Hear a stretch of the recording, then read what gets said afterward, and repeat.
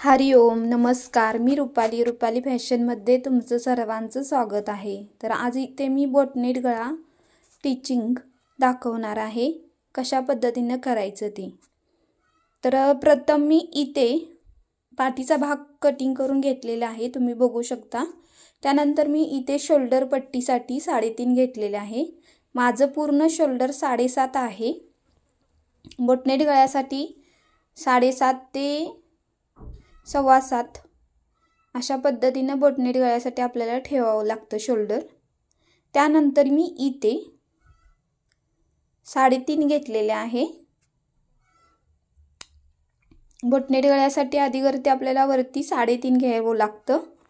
त्यानंतर आपल्याला इकडे जे गळा रुंदी आहे ते इथे माझी 4.25 भरलेली आहे, तुम्ही बघू शकता।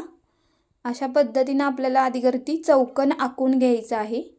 त्यानंतर आपल्याला असा राउंड अप गोल द्यायचा आहे। त्यानंतर इथे मी 1.5 इंच घेतलेला आहे आणि जो गळा उंची आहे तुमची ती उंची टाकायची आहे। त्यानंतर मी इथे 4.25 चं मी इथे मार्जिन करून घेतलेले आहे।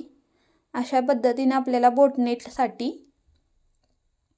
4.25 चा असा आखून राउंड अप घ्यायचा आहे।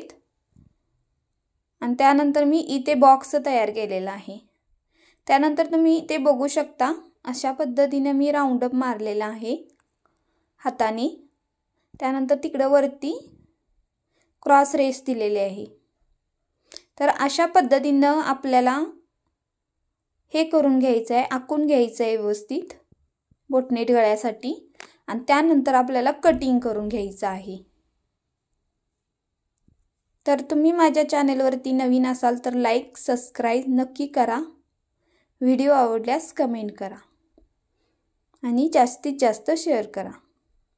तर मी अशा पद्धतीने कटिंग करून घेतलेलं आहे, तुम्ही बघू शकता। इथे मी कटिंग करून घेतलेलं आहे।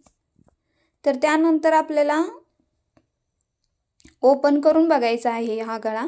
तुम्ही इथे कॅनव्हासचाही वापर करू शकता जॉईंट करून घेऊन।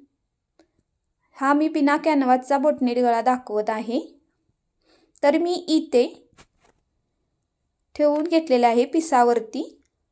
तर त्यानंतर तुम्ही अशा पद्धतीने व्यवस्थित ठेवून घ्यायचं आहे आणि पिनाचा वापर करायचा आहे। कापड तुमचं जास्त हलत असेल तर पिना जास्त लावायच्या आहेत। मी फक्त मधला भाग टिचिंग करून घेत आहे। जसं मी टिचिंग केलेलं आहे तसं तुम्हीही टिचिंग करत जा।